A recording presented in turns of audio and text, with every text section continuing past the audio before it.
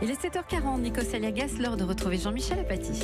Le remaniement se fait attendre et on apprend que le Premier ministre Édouard Philippe doit démissionner ce matin. Qu'est-ce que ça signifie concrètement, qu'on n'aura pas de Premier ministre pendant quelques temps, pendant quelques minutes? Oui, c'est ça, vraiment quelques minutes, parce qu'il est prévu, alors les choses se passeront sans doute comme ça, que ce matin, Édouard Philippe présente sa démission à Emmanuel Macron, qui aussitôt va lui dire, mais Édouard, continue, j'ai besoin de toi, et donc après il va former, son gouvernement.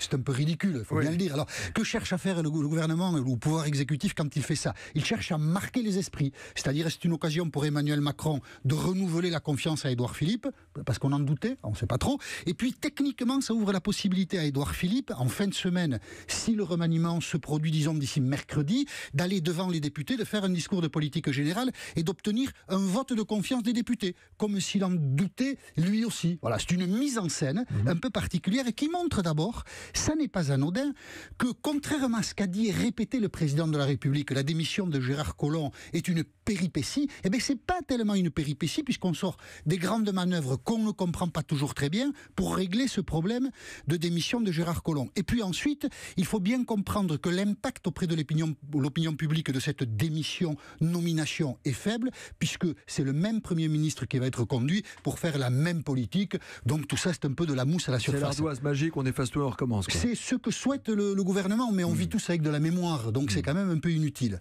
Le fond du problème, c'est quand même de remplacer Gérard Collomb au ministère de l'Intérieur. Et ça, visiblement, on a beau dire ce qu'on veut, mais ça n'est pas facile pour le gouvernement. On en a déjà parlé ici, ils savent pas trop qui nommer, ils n'ont pas beaucoup de ressources. Le journal du dimanche hier a fait un scoop assez formidable. Et le nom est sorti, personne ne le connaissait, moi non plus, je dois bien avouer, de Jean Castex. Alors Jean Castex, voilà, en même temps je vais vous dire qui c'est, parce que dans le journalisme, on se fait une culture assez rapidement de ces choses-là. Il a 53 ans, c'est un élu républicain, maire de Prades dans les Pyrénées-Orientales. Proche de Sarkozy, de Nicolas Sarkozy. Voilà, c'est ça. Ancien fonctionnaire et qui a été secrétaire général de l'Élysée. Alors la partie gauche de la Macronie, parce que ça existe, quand ils ont appris qu'un sarkozyste pouvait être au ministère de l'Intérieur, alors là, grosse crise de foi. Hein. Et depuis hier, ils font le siège du président de la République pour lui dire, mais ne nomme pas un sarkozyste à l'intérieur. Et donc on peut assister, mais...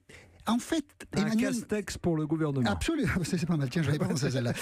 Emmanuel Macron et Édouard Philippe, on ne sait pas exactement quelle est leur relation, mais il y a là de nouveau une source potentielle de conflit entre les deux hommes, parce qu'évidemment, Jean Castex est poussé par Édouard Philippe, parce que plutôt homme de droite, ils se connaissent tous les deux depuis longtemps, et on ne sait pas si Emmanuel Macron va céder à son Premier ministre. Donc on nous avait dit...